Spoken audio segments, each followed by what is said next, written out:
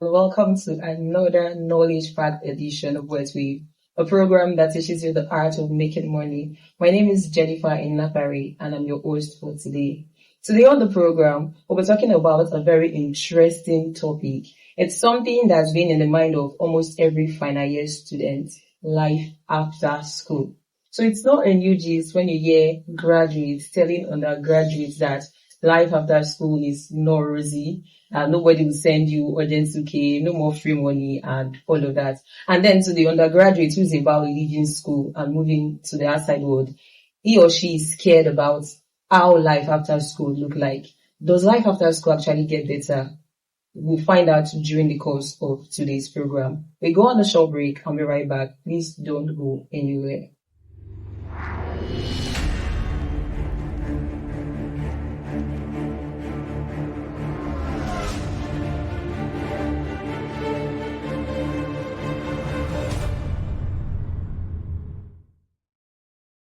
Welcome back from that short break. Our guest for today is a graduate, a creative.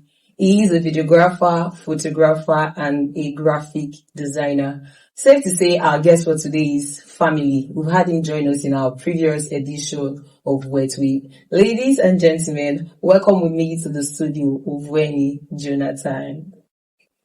It's so good to have you join us today, sir. Yeah, thank you very much for having me once again. It's good to be back. It's good to be back here. And this time coming back as a graduate. It's so good. It's so good. So I'll start by asking you, we're talking about life after school. Yeah. So I just want to know, how is life after school treating you? That's a question that a lot of people have been asking me, and the truth is, I don't know. I generally don't have one answer to that question. Life after school is terrible, but it's also nice at the same time because there are good days, there are bad days, there are up days, there are down days. But at the end of the day, it's how you truly navigate everything. Life after school is not really different from life inside school. Yeah, true. Depends on your preparation, the decisions you make, and a lot of other factors. Okay. That's amazing. Yeah. Now moving on to our next question. These students who would be sent out in no distant time to the outside world, they are used to a certain lifestyle. Going to classes, reading for exams, presentation, assignments, and all of that. And suddenly they get to a point of their life after 4 years or 5 years, and the next thing they are launching them to the outside world. It feels like a setup. I was not informed about all of this thing. Now you expect me to actually fit in to this outside world. Now, what would you say such students can do to actually fit into the outside world? Okay. Yeah. As somebody who has seen how the outside world is and experience, I would say what you do in the outside world is largely determined by how much preparation you make inside the campus, inside school, because there is no two ways about it. There is no magic that's going to be done. There's no abracadabra. You're not going to come out of school and suddenly become a changed person. Yeah. Okay. You're not going to suddenly be motivated to work after school. You're not going to suddenly have all the skills you need to work after school. Okay. So I always tell people it is better you start early than start when you finish school. It's not that starting when you finish school is bad.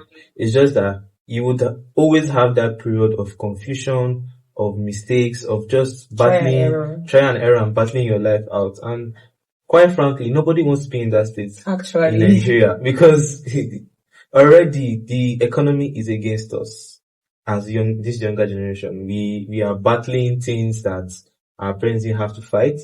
And funny how we are even making more than them, but we cannot have the same luxury that they had in that time because there's a lot of factors affecting us. Yeah. So what I would like to tell final year students, and not just final year students, as far as in university, the 300 level, the 200 level, the 100 level, the advice I have today is get prepared.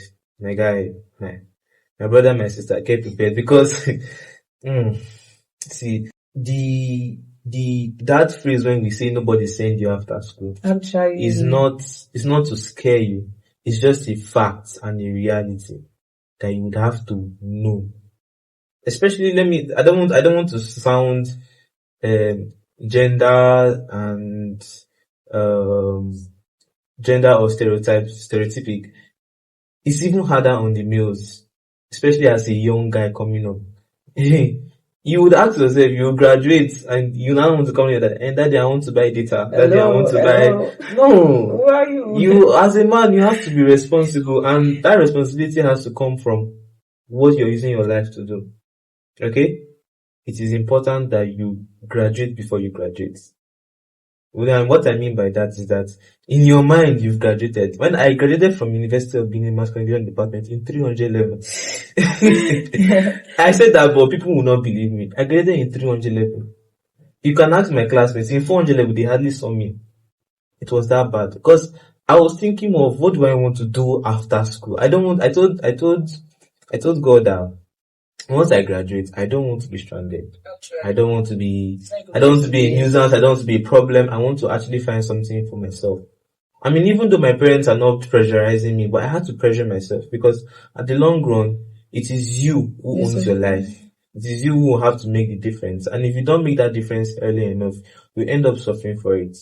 Okay? We are so much coddled by the security and the fluffiness of school life. I mean, all you have to do is prepare about classes, assignments, and then you're done. And you can even take breaks. I mean, you can wake up today and say, I'm not going to class today, and you will sleep. Or try that in the real world. No breaks, you know? I'm not going to work today. Brother, hunger will come like a thief in the night. So you have to prepare yourself. Okay, there's a lot of preparation that goes into making sure that life after school is bearable. Because I cannot tell you that life after school is going to be rosy. Unless you are from a very rich family and daddy and mommy wants to help you and do everything. But if you are living in Nigeria on your own, as a normal Nigerian, it is not rosy, it is not sweet, it's not all candy and biscuits. It is pure hustle, pure hard work. You have to show up for yourself every day to survive, to build your vision, to build your dreams, and to get to wherever you want to. So, the first thing is have a vision. Ask yourself, what do I want to do after school? Okay? I always knew that I wanted to work in a creative space. Yeah. And I always knew that I wanted to work in the videography, the video editing space and all that. So I already knew where I was going to focus my energy into. I knew the classes I wanted to take. I knew the degrees I wanted to have. By the time before I graduated from Uniben, I had 2 diplomas in video editing and videography already because I wanted to be in the creative space. Yeah. I wanted to be prepared for what I was going into. You understand? Even right from school, I started doing a lot of projects, trying to fix myself. All that preparation was not because I just wanted to have fun. No. I mean, in every single group project I did in University of Benin, I was the videographer and the video editor. Those were intentional steps I was taking, not because I simply enjoyed carrying my phone or a camera and to be shooting videos. It was because I knew what I wanted to do with my life. I knew where I wanted to be. I knew I wanted to be in the film industry. I knew I wanted to be in the videography industry. So I started to take those steps, intentional steps, into that vision I have created for myself. You understand? Mm. So that is one of the ways you can prepare for life after school. Another way you can prepare for life after school is have a mentor. Okay? Yeah. Sometimes you might not have it all figured out to have a vision. Rarely it happens. I mean, in your class, there might be up to 300 people. Out of that 300, let me say like 20 would know what the other 280. They are just floating through there. Some of them are not even studying the courses that they wanted to study. So that one is already a serious problem. So you need to find somebody that inspires you, that can actually maybe still push you in the right direction. Okay? Number 3, learn. Be open yourself to learning. See, I'm going to hold your hands when I say this. Classroom learning will not get you anywhere. Classroom learning will not get you anywhere. You would have to go the extra mile. Okay. What they teach you in the classroom is just to tell you it exists. Now, the next thing is for you to go and find out how much of it exists. So that's why you have to go there to learn more about whatever you are doing. I know I was in final year and I was taking classes in an academy for video editing and filmmaking. It was terrible. And that was on top of the fact that I had several positions and offices on campus. Yeah. It was terrible, but I knew what I wanted. Okay. And at the end of the day, all those hard work began to become rewarded. The truth is that the law of seed and harvest time works everywhere. It works. If you sow the seed now, you're going to reap it. So when some of my friends or my former classmates tell me, Jonathan, you are lucky, you just got a job after school. I always tell them, I wasn't lucky. I was in the streets. I was going out there to go and shoot videos. I took a job in final year. I mean, not a lot of people do that. You can't juggle final year and getting a job. Even videography, that's a lot. You will be, they will drain you like this. But I told myself, well, I have to just make that sacrifice because I knew what I wanted. A lot of people told me that, it will affect your schooling. I said, okay. Did it affect my schooling? No. I graduated with a second class upper, glory be to God. And I'm not just second class, with a very good GPA. So it was not even as if I was a bad student. I did not neglect my schooling, but I made sure I was balanced on both ends. Yeah. At the end of my school career, I got a job, and by God's grace, I've been promoted twice in that same job. I own my own creative agency, the Chakam Community, and it has just been there and there. I'm not saying that it has been easy for me. There are days where I will get depressed about certain things, but at the end of the day, what kept driving me was the vision, the picture, and the preparation. Okay. That's such an amazing input. In fact, that's like a full masterclass we've given you there. Now, from what he said, no magic is going to happen. It simply takes us back to that statement that as you make your bed, that's how you're going to lay on it. That's for that. Now, moving on to my next question. A lot of times, there's this aspect of business and there's this aspect of working for people. You've actually tasted what life after school looks like, and so you're in the best position to actually advise fresh 400 level students who are graduating soon. So would you advise them to start a business or advise them to work for someone? In every business, yeah, in every organization, experience is needed. Yeah, sure. Yeah. The truth is, everybody has a stereotype against working under someone, doing a normal 9 to 5 because of the pay.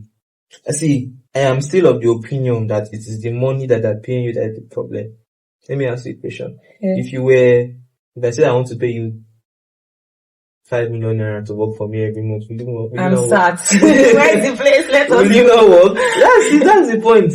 We don't actually mind 9 to 5. Yeah, what we mind is the money that we are getting from it. True. Okay? And that's why a lot of people want to go into business. But let me tell you something, Business is not any easier. Actually, it is even tougher. It is better you are working under someone than to be running a full-time business. I'm telling you as both somebody that works under someone and as a business owner.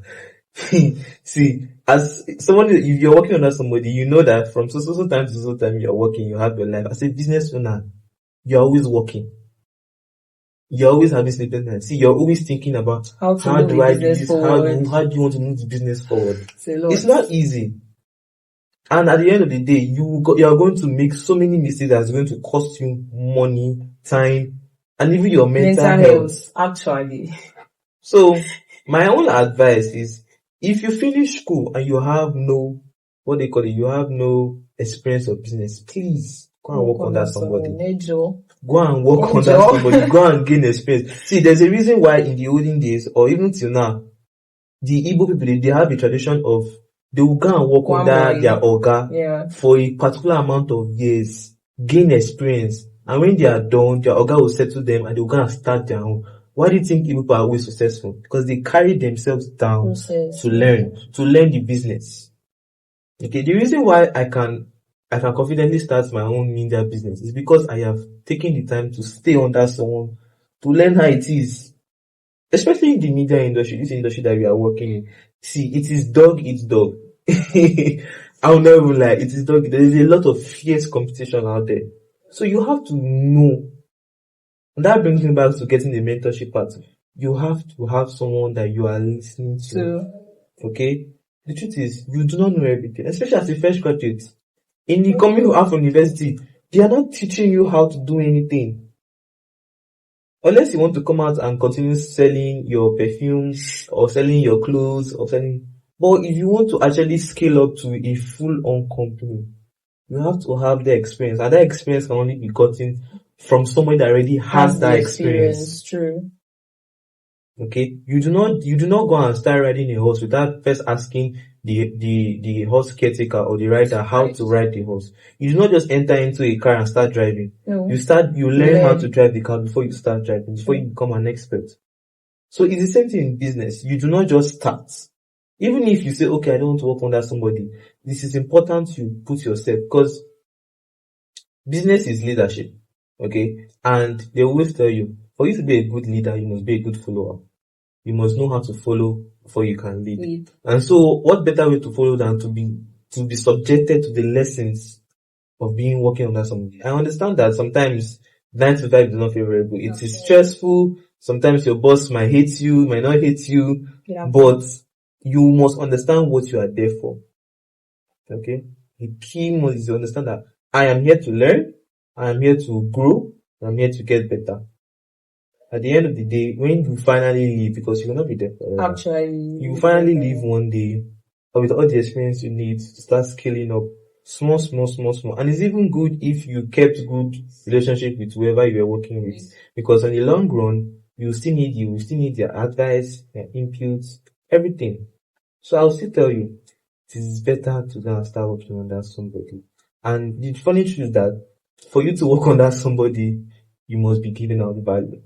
Okay? We live in a country where nobody wants to just pay money for nothing. If you're coming to work for me, it must be something that you're coming to give to me for me to give you money. So it all boils to preparation. For you to even work for somebody, you need to be prepared to work for somebody. You need to have the skills to work for somebody. You need to have the patience, the experience, the willingness to learn. I feel like we underestimate that willingness to learn a lot, because you are not going to go far if you cannot come down to learn. My father always told me, say, you are only as good as the knowledge you have up here. If you don't have anything up here, you are as good as useless. That's the truth. I'm not even going to lie. So the value you have up here is what is going to make somebody pay you. It's what is going to make somebody to even keep paying you. Because they might start paying you, and then they discover that you're not giving the value, they would fire you. So you have to make sure that they are giving enough value for them to keep paying you. To the extent that they're even promoting you, increasing your salary, all those things. It has to come from a place of genuine value. And you cannot give what you don't have. So you have to go back and make sure you have the value to give out. And what do you do? How do you get value? Learn. So at the end of the day, I'm still standing on the fact that you need the experience to own a business or to own a company. You need to get that experience from somewhere. You're not going to get it from you because you don't have it. So you're going to have to go and work under somebody to get that experience. Okay. Thank you. Yes, and I would love to add that working under someone is actually the first step, especially if you want to build something that would last for yourself. For example, I'll use Ifedayo as an example. She's the CEO of Dang Lifestyle. Now, Ifedayo was working for a company where they were paying her. She had lots of experiences. They promoted her at different levels. And now currently she's building a brand that is worth millions of naira at this point in time. Now, she didn't just get there. She had to learn under someone. And it was not just a regular organization, a real organization where there are protocols, there are structures, like you have to follow this procedure. And all of these trainings actually helped her, and she's doing well for herself in a time like this. She's doing well for herself. So the same way, you too should not just sit down, especially if you want to build something that would stand the test of time, not something that you just have to just random people. You want to do something that even kings, presidents and all will call you to buy your products. You need to actually build structure, and structure is not something you just Structure is not something you just get out of the random blues or you doing trial and error. Working under somebody, an organization who knows what they are doing will actually provide such structure for you. Now, another thing you have to consider is that businesses, like you said, they are built on structures, they are built on systems. Okay. The reason why most businesses fail is because, number one, you are running a business. Only you are the CEO, you are the financial accountant, you are the content creator, you are the admin, you are everything. I made a post recently on my social media page and I was jokingly saying that, you see all these people that call themselves CEOs. I said, remove it. You're not a CEO. Okay, and people were saying that, I was trying to kill their dreams. I'm not trying to kill your dreams. Do you know what's the meaning of CEO? Chief Executive Officer. It means there are other officers under you. If you are the only officer, my dear, you're a business owner or you're a brand owner or you're a director, yes. Own it with your full chest. You will get there one day to start calling yourself a CEO. Okay? But you don't jump the journey. And that will bring me back to this part of systems. Businesses thrive on systems. Business thrives on structure. They thrive on protocol. Okay, and if you do not learn those system, structure, and protocol, it's just like building a house and not giving a good foundation. It will collapse. So you need to learn those things. And if you don't know them, if you start a business, you will just be running business on emotions. Okay? Because I have worked toe to toe with my boss, and I've seen some kind of decisions he makes. And I'll be like, why are you making such decisions? But if I'm not the business owner, he is saying something that me, I'm not saying. So, for me to start understanding some decisions, I started to start thinking like, okay, if he does like this, this is why he's doing it. And at that point, he's not thinking for himself, he's thinking for the company. And that's why a lot of business owners, there's one thing they do, they separate themselves from the business. They separate themselves from the organizations. And you cannot do that if you are everybody. Absolutely. If you are everybody, you cannot separate. That means if you leave the organization will die. It's gone. So that is why they always tell you build systems. He said, my boss and my CEO always tell me, he said, the moment your organization or your business can function without your absence, that is when you have built a company. That is when, if you have to be there to make sure everything runs, you are still at the base level. You don't know, you have not yet gotten to that level. So you need to learn all those things to be able to put systems in place. Because whether we like it or not, even whether it's olden days or not, there's one thing that never fails, and that is systems and structures. You cannot bypass that if you want to build a business. It's a lot that goes into that, and you can't do it alone. You don't have all the experience. Okay? So you need to go and learn. That's why the schools were created, for people that have more experience to come and give us the experience. Okay. So that was actually an amazing one. Actually giving you some tip about business. Even though we're not talking about business, we can make do with that knowledge. Now moving on, this is West Wave, of course. This is where we talk about how to make money. So we cannot just talk about life after school without telling our potential graduates how to make money when they get out of school. So at this session, I'd love you to share various ways through which our potential graduates can make money after school so they are not stranded. I think I already answered this question because at the end of the day, like I said before, what brings money is value. Yeah. Okay? Value is what attracts. Value is what will bring that money. When they tell you go and work, the money will come. They're not saying it because they just want to say it. The truth is, people are going to pay you when they see the value you bring. And I'm not just talking about skills. Yeah. There's the skill value, but there's also the leadership value. There's also the organizational value. There's also the structural value. There's also the smart thinking value. See, people love people that think smart. Yeah. They don't want someone that is slow and they need you to be thinking very fast. And that's it. Okay? It's not, they will tell you go and learn skill. I kid you not. It's not the video editing that is making me who I am today. Okay? I mean, I'm not the only video editor in Benin City. There are a lot of us around there. I've finished training and other sets. It's not the video editing that sets you apart. There are many other skills. Okay. If you want to make money after school, you need to make yourself valuable. Like I said, nobody's going to pay you for doing nothing. First step is to learn a skill, obviously. Another thing is to be serious with what you're already learning. Okay? And I'm not talking about learning only the theoretical aspects.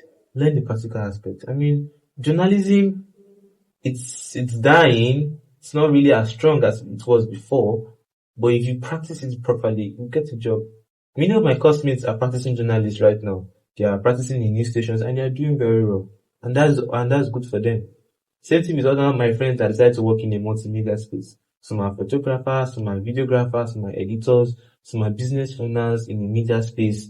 And that's just beautiful. Some are even writers, screenwriters, script writers. That's beautiful. And that's because they sat down and decided to learn something. Okay, they went the extra mile.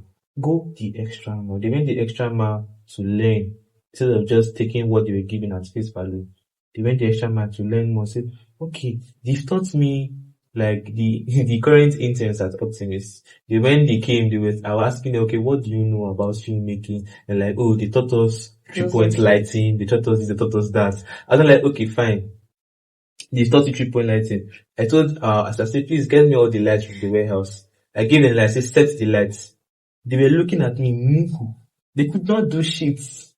They could not do anything because they only know that, okay, there's a key light, there's a backlight, there's a fill light. You know that the key light is to eliminate the subject, the fill light is to eliminate shadow, the backlight is to eliminate the background. That's all they know. But if you give them a real life set, they don't know how to put those lights to. When I say, okay, and I say, okay, fine, take. If you see where they were lighting my subject up, I was like, And I'm proud that after their internship, most of them, they are doing very well. Yeah. Okay, I am proud to say that I can send them to go and light up a full set and do beautifully. Okay, so that is what we are talking about. You need to start making yourself valuable. You need to start learning. Okay, you need to ask yourself, they've taught me corporate communication, or let's say they've taught me media relations. Okay, I want to be a public relations officer. How do I get better in public relations? You start reading, start practicing, you start doing things that a public relations officer does. So that at the end of, by the time you are done, you will not be scrambling for knowledge. You already made value to kids. Like, okay, I have experience as a public relations. I can do this for your company, I can do this for your company, I can do this for your company. Nobody wants to know what to say anymore. What they want to know is, what can you do? What can you offer? Everybody can offer book knowledge, but not everybody can give practical knowledge. So you need to have that. You need to have, for anything, there needs to be a balance. You need to have the both of them. Okay? I know that there's a lot of emphasis on practical knowledge these days, but you need to have the book knowledge as well.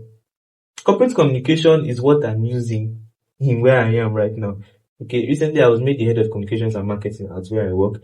And it is corporate communication, those theories that they teach us in class about this, about that we felt was useless, that I use over there to apply. Corporate communication is how a corporate entity works. The hierarchy of communication from boss to employee, from employee to boss, to the last person, everything. It is important you understand all that. Then you now go practicalize it. That is it. So you need both the book knowledge and practical knowledge. It's like when you're cooking rice and stew, and then you cook rice, not put salt. It is not complete. You need all ingredients to make a very good food. Alright? Yeah, that was actually amazing.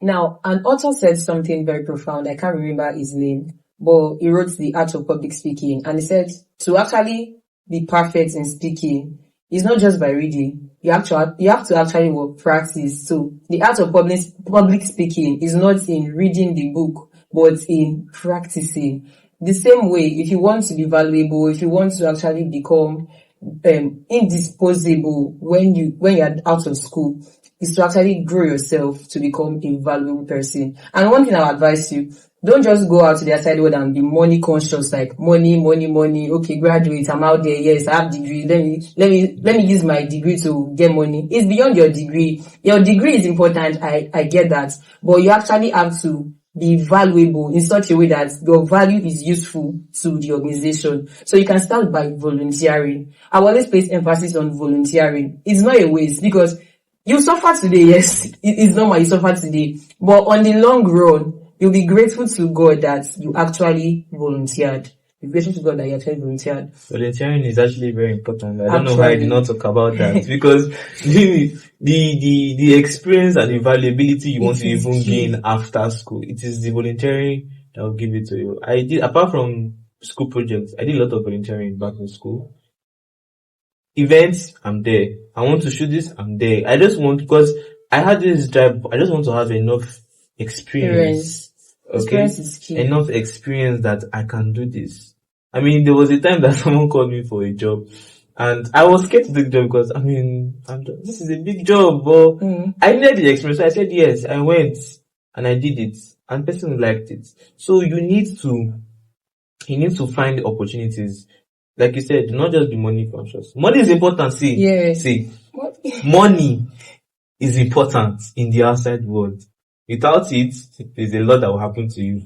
But you need to understand that for you, as you're just starting, you need to start, like I said, the value needs to be built. It's the value that will bring more money. And it's not just in the skill learn, okay? It's not just the video editing, it's not just the photography, the graphics design, or whatever skill you are learning that will actually bring all the money. Yes, they will bring money because people are paying for your experience and skill. But at the end of the day, if you are planning on building something much bigger, you're planning on being a vision, you're going to have to think further than just clicking edit and post. You're going to have to think about how to create systems, how to create structures, how to make yourself more valuable as a person. Okay? I will leave you guys with this thing. The hardest workers are not the most paid. True. Okay? They are not the most paid. Let me tell you the very truth. The ones, let me give you this illustration. Okay? Pastor Emmanuel Iren gave an illustration where he was a civil engineer. And he said he would go to the site and then you see all these people that are carrying the heavy blocks and everything and they are doing all the major work and he would just come down from AC and point 1, 2, 3, 4, 5, 6 and they will not be hating like, this one is just a jebota.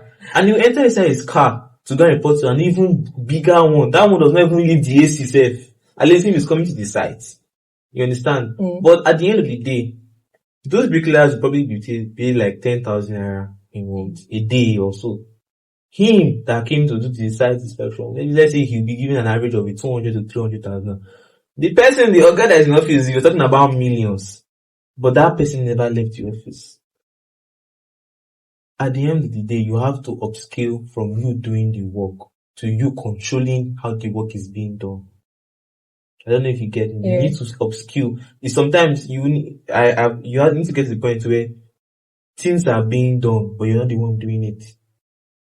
By the time you start, that is when you start making the most money. Sure. When things are being done, but you're not the one doing it. You have just put systems in place for them to be done.